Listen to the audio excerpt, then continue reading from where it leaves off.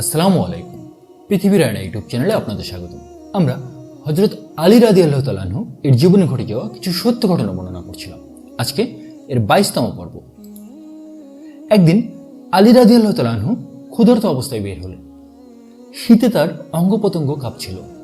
তার কাছে একটি চামড়া ছিল। তিনি সেই চামড়াটি নিয়ে তা কেটে একটি টুকরো নিয়ে তার চাদরের ভিতরে দিয়ে বুক বাঁধলেন, যাতে করে ঠান্ডা থেকে বাঁচতে পারেন। তারপর তিনি বললেন, আল্লাহর শপথ, আমার ঘরে কিছুই নেই।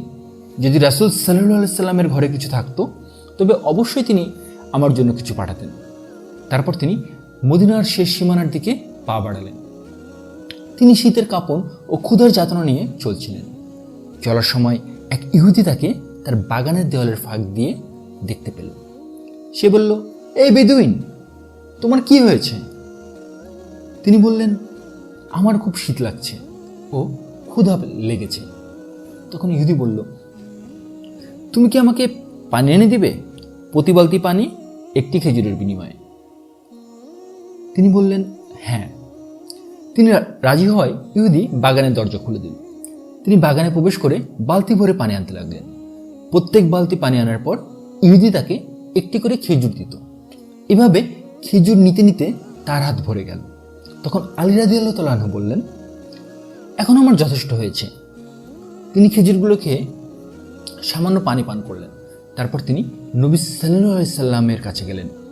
নবী সাল্লাল্লাহু আলাইহি সাল্লাম তখন তার সাহাবীদেরকে নিয়ে মসজিদে বসেছিলেন। আলী রাদিয়াল্লাহু তাআলা আনহু অন্যান্য সাহাবীদের সাথে বসে গেলেন। এমন সময় মুসআব বিন উমাইর রাদিয়াল্লাহু তাআলা আনহু ছেঁড়া একটি কাপড় গায়ে দিয়ে আসলেন। রাসূল সাল্লাল্লাহু আলাইহি সাল্লাম তাকে দেখতে পেয়ে তার পূর্ববর্তী অবস্থার কথা চিন্তা করলেন আর বর্তমানে এমন করুণ অবস্থার কথা ভেবে কেঁদে দিলেন। মুসআব রাদিয়াল্লাহু তাআলা আনহু ইসলাম গ্রহণ করার পূর্বে খুবই বিলাসিতা করে চলতেন। তারপর রাসূল সাল্লাল্লাহু আলাইহি সাল্লাম বললেন, তোমরা তখন কেমন থাকবে যখন দুপুরে একটি জামা গায়ে দিবে আর সন্ধ্যায় আরেকটি গায়ে দিবে, এবং কাবা ঘর যেভাবে কাপড় দ্বারা ঢাকা হয় তোমাদের ঘরও সেভাবে কাপড় দিয়ে ঢাকবে? সাহাবায়ে কেরাম বললেন, সেই সময় তো আমরা খুব ভালো থাকবো, তখন আমাদের প্রয়োজনীয় জিনিসপত্র বেশি থাকবে, এ কারণে আমরা ইবাদত করার বেশি সুযোগ পাবো। নবী সাল্লাল্লাহু আলাইহি সাল্লাম বললেন, না, বরং তোমরা সে সময় থেকে এখন ভালো আছো। আল্লাহু আকবার। আসলে জ্ঞানী মানুষজনরা যখন কথা বলেন তাদের সব কথাই কিন্তু আমরা আসলে যে সাথে সাথে বুঝে ফেলবো বিষয়টি এমন নয়। কিছু বিষয় আছে যেগুলো আমরা হয়তো খুব দ্রুত বুঝতে পারবো যে সেই জ্ঞানী ব্যক্তি, সেই জ্ঞানী মানুষ এটি দিয়ে কী বুঝিয়েছেন, অথবা হয়তো কারো সাহায্য নিয়ে আমরা এটা বুঝতে পারবো খুব সহজেই। আবার কিছু জিনিস আছে যে আমাদের কিন্তু একটু সময় লাগবে বোঝার জন্য। তো এখানে আমরা যে জিনিসটা দেখতে পাচ্ছি যে সহজভাবে, যে যদি আপনার অনেক ভালো জিনিসপত্র থাকে, মানে ভালো জিনিসপত্র বলতে আপনার প্রয়োজনীয় জিনিসপত্র থাকে, যেরকম আপনার ঘরে খাদ্য থাকে, বস্ত্র থাকে, আপনার একটা ভালো বাসস্থান থাকে, তাহলে আপনি ভালো থাকবেন, এটাই স্বাভাবিক। আমাদের খালি চোখে কিন্তু এটাই মনে হয়। কিন্তু নবী করিম সাল্লাল্লাহু আলাইহি সাল্লাম এখানে যেটি বলছেন যে ওগুলোর চাইতে বর্তমানের যে অবস্থা, মানে যে সময়কার ঘটনাটি বলা হচ্ছে, যে আমরা এখানে দেখতে পেয়েছি যে মুসআব রাদিয়াল্লাহু তাআলা আনহু, যে উনি খুব মানে ছেঁড়া একটা কাপড় পরে এসেছেন, তাকে দেখে এই ঘটনার তাকে দেখে এরকম কথা নবী করিম সাল্লাল্লাহু আলাইহি সাল্লাম বলেছেন যে এখন তো তোমাদের এখন তো এই ছেঁড়া কাপড়, কিন্তু একটা সময় এরকম আসবে যে তোমরা দুপুরে একরকম একটা জামা পরবে, সন্ধ্যায় আবার আর একটা। কিন্তু ওই সময়ের চাইতেও বর্তমান সময়, এখন যে গায়ে ছেঁড়া জামা দিয়ে রাখতে হচ্ছে, সেই সময়ই তারা ভালো আছেন। আল্লাহু আকবার। তো আমরা এখান থেকে যেটি বুঝতে পারছি যে আমরা খালি চোখে যা দেখি, আমরা সাধারণভাবে যা বুঝি, তার বাইরেও কিন্তু বোঝার জন্য অনেক কিছু থাকতে পারে। যেরকমটা আমরা এখানে দেখছি যে আপনার প্রয়োজনীয় সব জিনিসপত্র থাকার চাইতেও না থাকাটাকে নবী করিম সাল্লাল্লাহু আলাইহি সাল্লাম বেশি ভালো বলেছেন। এক মহিলা কাঁদতে কাঁদতে এসে আলী রাদিয়াল্লাহু তাআলা আনহুকে বলল, আমার স্বামী আমার অনুমতি ছাড়া আমার দাসীর সাথে সহবাস করেছে, অর্থাৎ জিনা করেছে। তখন আলী রাদিয়াল্লাহু তাআলা আনহু তার স্বামীকে জিজ্ঞেস করলেন, তুমি কি বলো? সে বলল, আমি তার অনুমতি নিয়েই দাসীর সাথে সহবাস করেছি। তখন আলী রাদিয়াল্লাহু তাআলা আনহু মহিলাটিকে ভয় দেখিয়ে বললেন, যদি তুমি সত্যবাদী হও তবে আমি তোমার স্বামীকে রজম করব, অর্থাৎ পাথর মেরে হত্যা করা হবে। আর যদি তুমি মিথ্যাবাদী হয়ে থাকো তবে মিথ্যা অপবাদের শাস্তি হিসাবে তোমাকে 80টি বেত্রাঘাত করব। এমন সময় নামাজের সময় হয়ে এলো। তখন তিনি মহিলাটিকে একথা বলে নামাজে চলে গেলেন।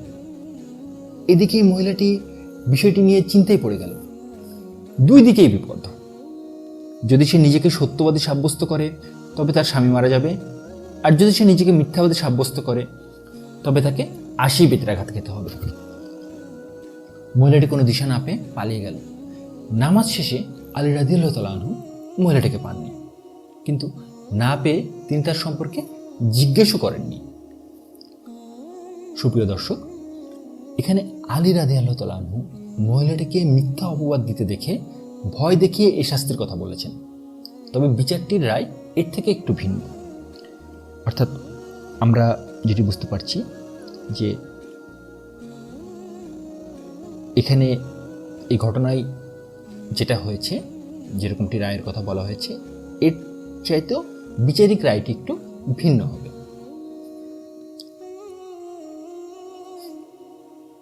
আকাশ ভরা দুঃখ নিয়ে মানুষেরা আমিরুল মুমিনিন ওমর বিন খাত্তাব রাদিয়াল্লাহু তাআলা আনহু এর মৃতদেহ রাখল। মানুষেরা তাকে গোসল ও জানাজা দিয়ে তারপর চিরবিদায় দেওয়ার জন্য প্রস্তুতি নিতে লাগলো। মানুষের এই কঠিন ভিড় ঠেলে আলী রাদিয়াল্লাহু তাআলা আনহু আসলেন।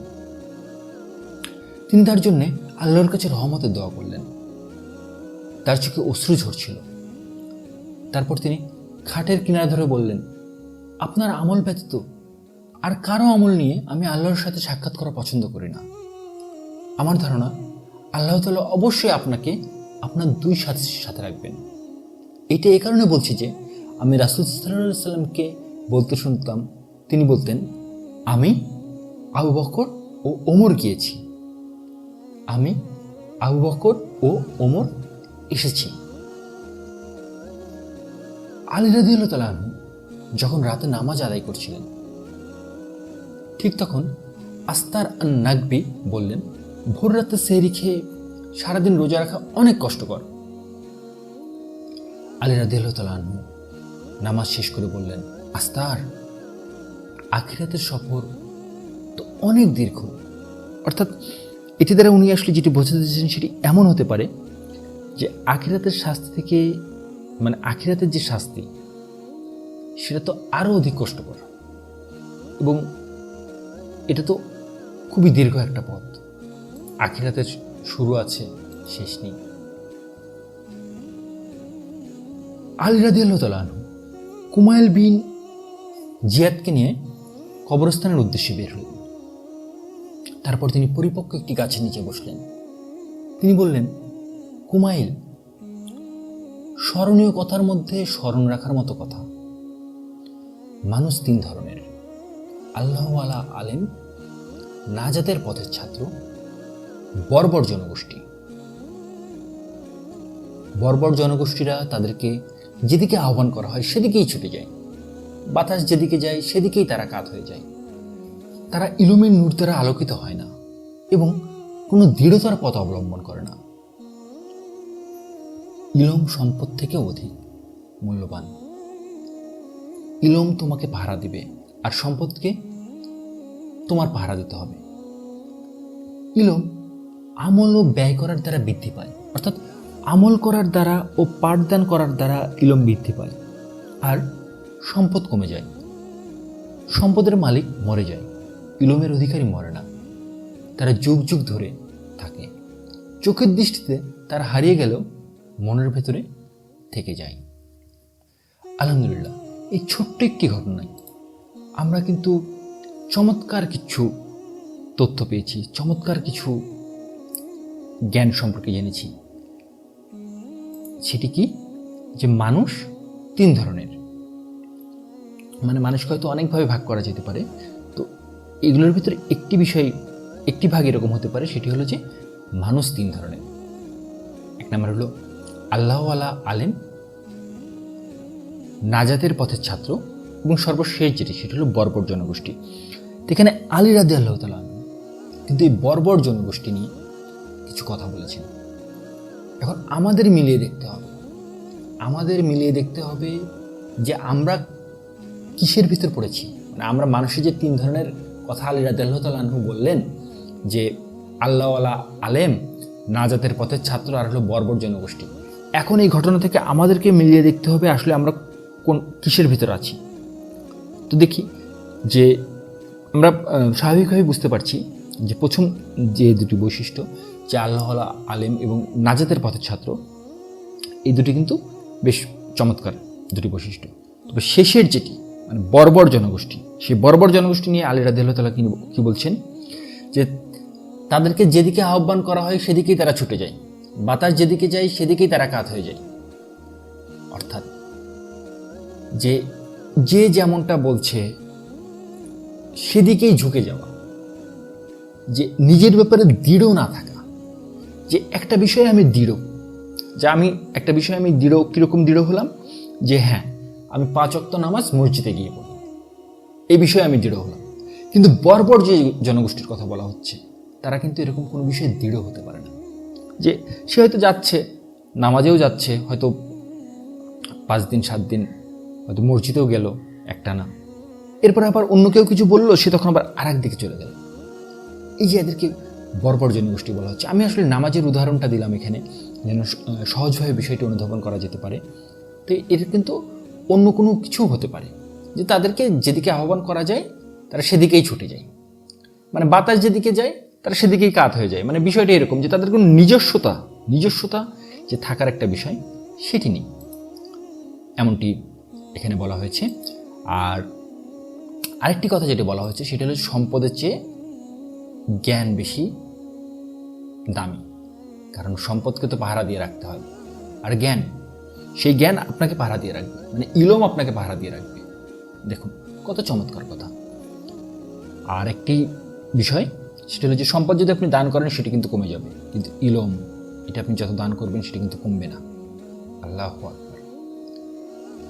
তো আমরা আল্লাহর কাছে দোয়া করি যে আল্লাহ আপনি আমাদেরকে সেই সকল মানুষদের অন্তর্ভুক্ত করুন যারা নাজাত প্রাপ্ত হয়েছে, যাদেরকে আপনি ভালোবাসেন, এবং আমাদেরকে জ্ঞান দান করুন এবং আমাদের জ্ঞান বাড়িয়ে দিন, যেন আপনার ইবাদত করা আমাদের জন্য সহজ হয়ে যায়।